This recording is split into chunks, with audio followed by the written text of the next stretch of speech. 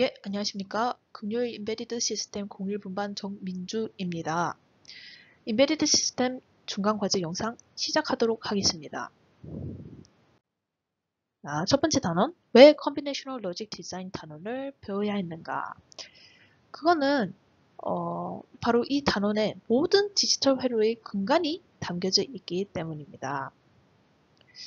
1단원에서는 크게 CMOS와 불리언 엘지브라에 대해서 이야기합니다. 이 두 주제는 디지털 회로를 거론할 때 빠질 수 없는 이야기들이고, 이 이야기가 빠지면 우리가 개발해야 하는 모든 회로를 어떻게 만들 수 있다고 확신할 수 있는지, 그리고 또 근본적으로 어떻게 만들어지는지 이해할 수가 없기 때문에 디지털 회로의 근간이라고 불릴 수 있습니다.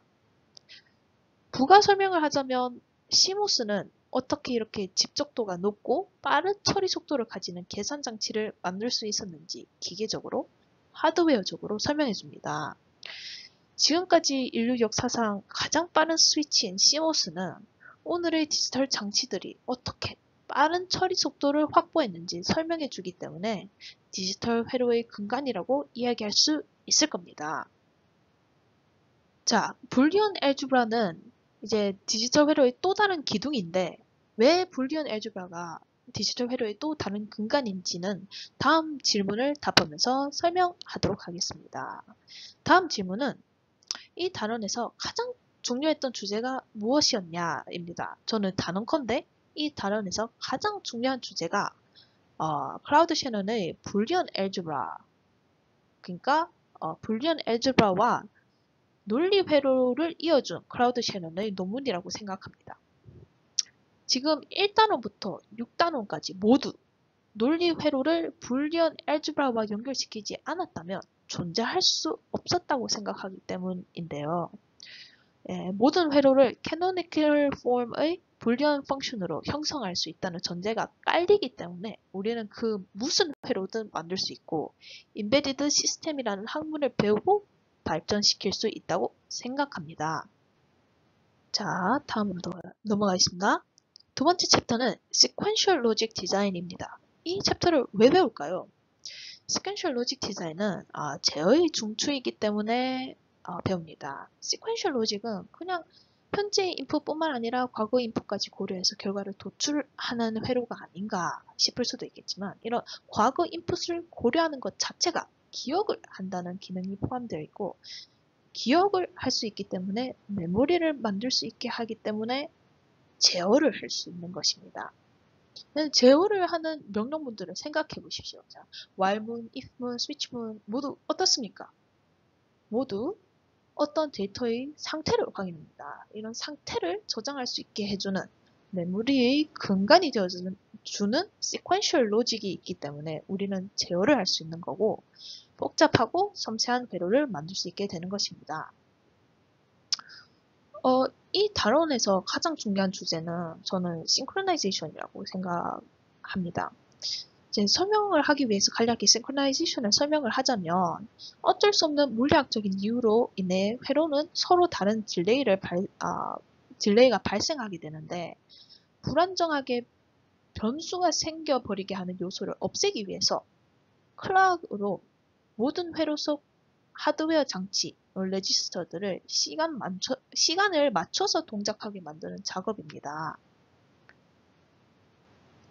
근데 이게 왜 중요할까요? 일단 가장 간단한 이유는 컴퓨터 시스템이 거의 죄다 싱크로나이즈 되어 있기 때문입니다.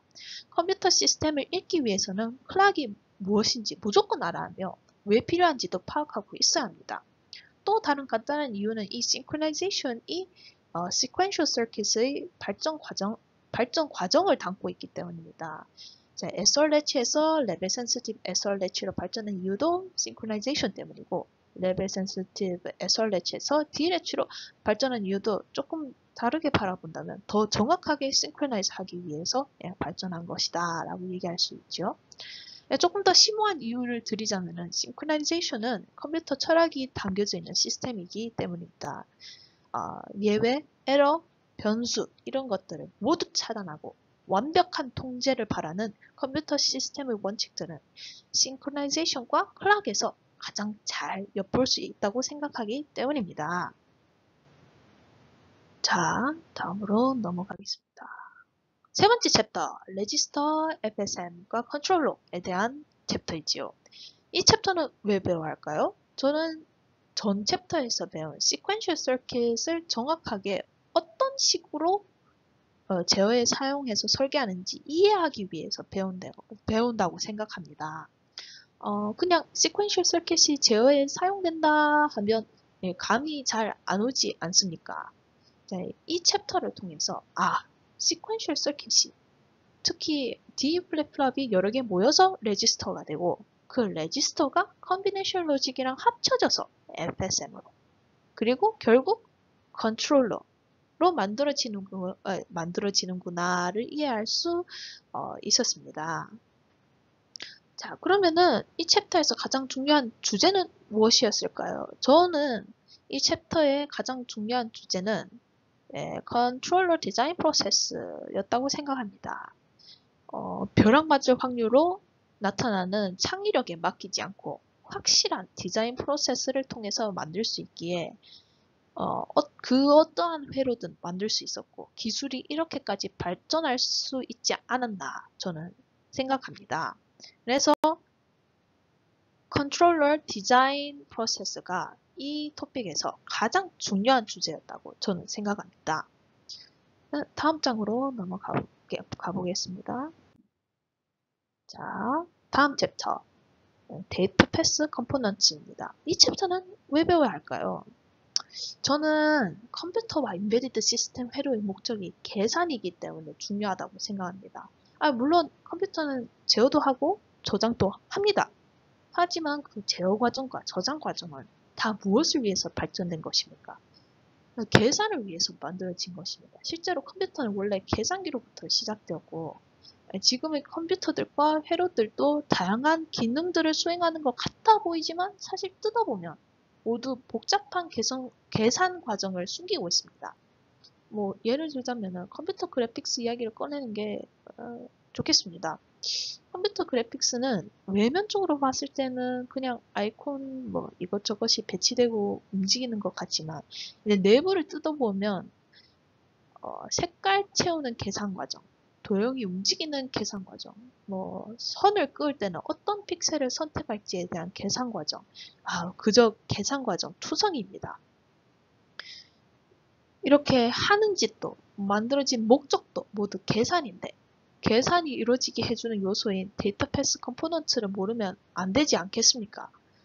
따라서 저는 우리가 만드는 회로들의 주된 목적이 계산이기 때문에 데이터 패스 컴포넌트를 배워야 한다고 생각합니다. 그럼 이제 챕터에서 가장 중요한 주제는 무엇일까요? 저는 이제 컴포넌트 베이스드 디자인이라고 생각합니다.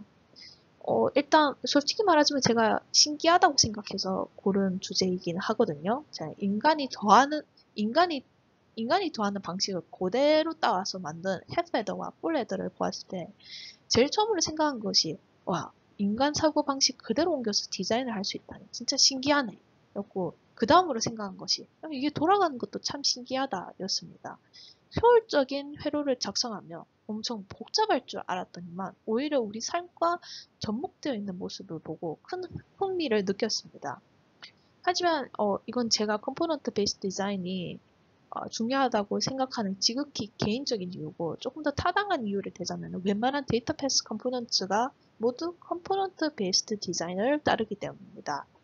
adder도, subtractor도, comparator도, multiplier도 물론 현실에서는 더 효율적인 디자인을 가진 컴포넌트를 쓰겠지만 이 모든 데이터 패스 컴포넌트가 컴포넌트 베이스드 디자인을 따라서 만들어질 수 있기에 그리고 이 과목을 처음 접하면 가장 기본적인 데이터 베이스 컴포넌트를 설계할 때 컴포넌트 베이스드 디자인을 따라서 만들기 때문에 저는 이제 컴포넌트 베이스드 디자인이 가장 중요하다고 생각했습니다. 자, 이제 다음 챕터. 네, 커스텀 프로세서 단어로 넘어왔습니다. 이 단어는 왜 배워야 할까요? 거듭 생각한 끝에 제가 내린 결론은 커스텀 프로세서이 프로그래머블 프로세서보다 더 빠르고 효율적이기 때문에 배우는 게 아닐까 생각했습니다. 여기서 커스텀 프로세서는 특정 기능에 특화된 회로이고 패치와 디코드 과정이 없기 때문에 이제 프로그래머블 프로세서보다 더 빠르고 효율적인 면모를 지니고 있는데 이런 효율성을 가지고 있어서 우리는 커스텀 프로세서를 만들고 우리가 이 단원을 배워야 한다고 생각합니다. 만약에 커스텀 프로세서이 프로그래머블 프로세서보다 덜 빨랐다면 이론적으로 실제로도 그럴 일은 없지만 만약에 커스텀 프로세서가 더 느렸다면 굳이 왜 커스텀 프로세서를 사용하고 배우겠습니까? 프로그래머블 프로세서이 커스텀 프로세서보다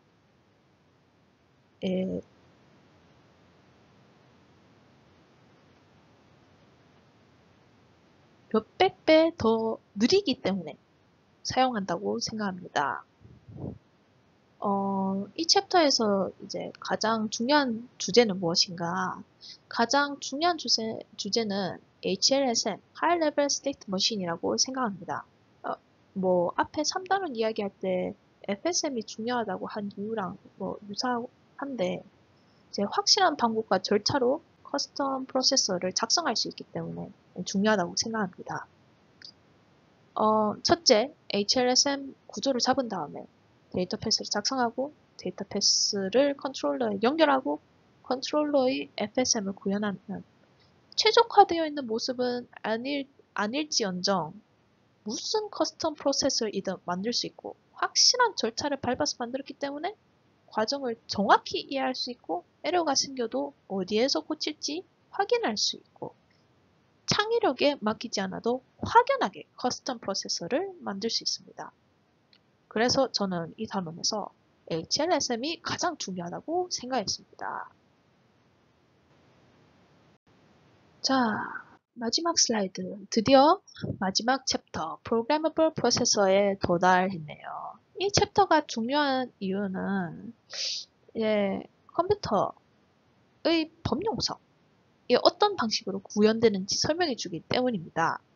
컴퓨터가 다른 기계 장치들과 차별화되는 요소가 무엇인가? 바로 떠오르는 말이 범용성이어야 한다고 생각합니다. 다른 기계들은 하나의 목적으로 만들어졌단 말이지요. 예를 들어서 세탁기는 세탁을 하기 위해서 만들어지고 냉장고는 냉장을 하기 위해서 만들어집니다. 반면에 컴퓨터는 물론 지금은 정확하게 하버드 방식을 채택하고 있긴 하지만 처음에는 폰 노이만을 stored program 방식 덕분에 하나의 목적으로 사용되는 것이 아니라 다양한 프로그램들을 실행할 수 있습니다. 이런 컴퓨터의 특성이 어떤 방식으로 부여되는 것인지, 이러한 프로그래머빌리티가 CPU에 어떤 방식으로 구현되는 것인지 이해하기 위해서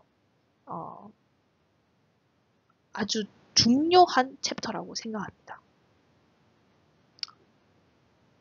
자, 이제 이 챕터에서 가장 중요한 주제가 무엇인가? 저는 컨트롤 유닛에서 실행되는 패치, 디코드, execute 등 이런 인스트럭션들이라고 생각합니다. 특히 패치, 디코드가 중요하다고 생각합니다. 저는 CPU의 특징을 이해하는데 가장 중요한 기능이 패치, 디코드이기 때문입니다. CPU가 왜 프로그래머블 한가? 컨트롤러이 따로 작동 방식이 있는 게 아니라 단순히 인스트럭션을 패치, 디코딩 하기 때문에 프로그래머블 한 것이죠. CPU가 그럼 왜 또 커스텀 프로세서보다 더 느린가? 이것도 패치와 디코딩 때문이죠. 패치와 디코딩이 몇 사이클씩 이래 잡아먹기 때문에 더 느린 것입니다. 그럼 이제 CPU가 왜 커스텀 프로세서와 다르게 HLSM 방식 이전에 Instruction Set Architecture를 작성해야 하는가? 이 또한 패치 디코드 때문이지요. 보시다시피 패치와 디코드가 프로그래머블 프로세서의 주요 특징이기 때문에 이것부터 이해하고 가야지 이 챕터를 이해할 수 있다고 생각하고 그렇기 때문에 이 챕터에서 가장 중요한 주제라고 생각했었습니다. 네, 제 발표는 여기까지입니다. 끝까지 봐주셔서 감사하고 고생하셨습니다.